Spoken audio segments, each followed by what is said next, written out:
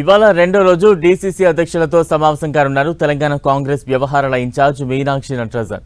Progress కార్డుతో రావాలని DCC చీఫ్లను ఆమె ఆదేశించారు.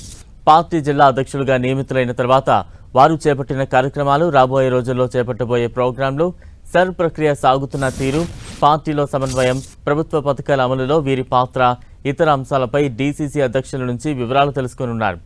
ఈ సమావేశంలో పలు విషయాలపై దిశానిర్దేశం చేయనున్నారు. రేపు మంత్రులతో మీనాక్షి భేటీ కానున్నారు.